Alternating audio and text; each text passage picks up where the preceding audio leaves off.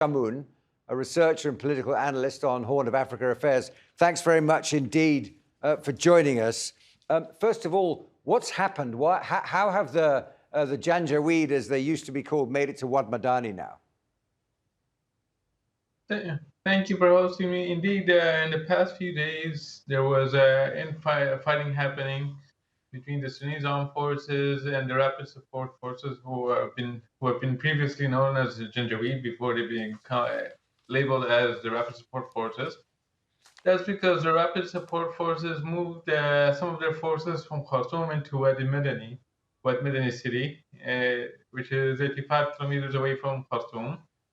The main premise and reasoning behind that is a result of basically a speech that Burhan gave to infantry group there in Wadi Madani or Jazeera state 2 weeks ago, where he said that it would be a point of attack into rapid support forces positions in Khartoum. Now here, if I may take a moment to emphasize that the rapid support forces, according to my understanding of the situation in Khartoum, has been facing a little bit of challenges from the Sudanese armed forces since Burhan allowed the military forces there to start attacking the rapid support forces. And he appointed a military commander in Omdurman to head the offensive operations against their position. So in a nutshell, if we look at the trajectory of the battles from late October till now, it shows that the rapid support forces wants to protect the southern flanks from being overrun by the Sudanese armed forces, which explains why they moved into Wad Madani.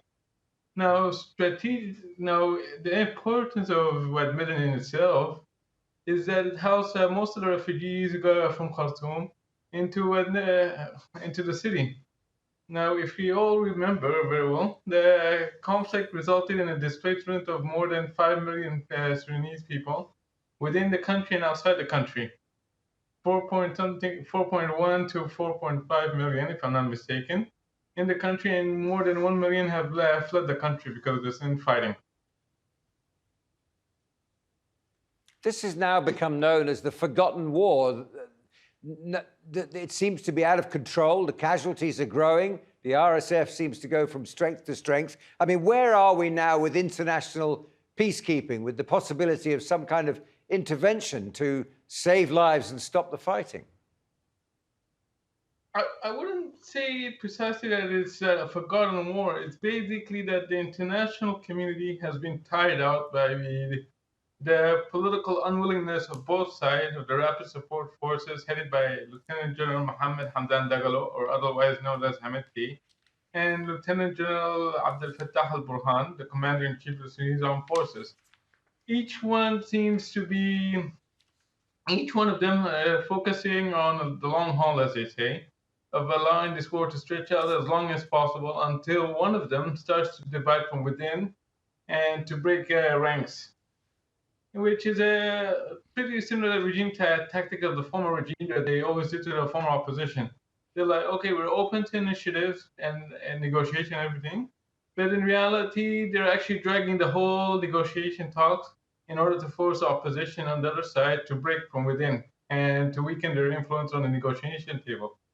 Now, here I have to mention and signify that both sides don't see any reason for them to stop because no one is cutting the international funding. Regional powers are now shifting their attention to Palestine and what's happening there, but also regional powers have been involved in Sudan, and the U.S. has outsourced the responsibility of keeping tabs on what's happening to the regional powers, and it wants the regional powers to be involved. But as the situation is showing and currently happening in Palestine and other areas in the Middle East, or even importantly in the Horn of Africa, they're not focusing on Sudan as they used to in the past 8 months. Jihad Mashamoun, thanks very much indeed for talking to us this evening.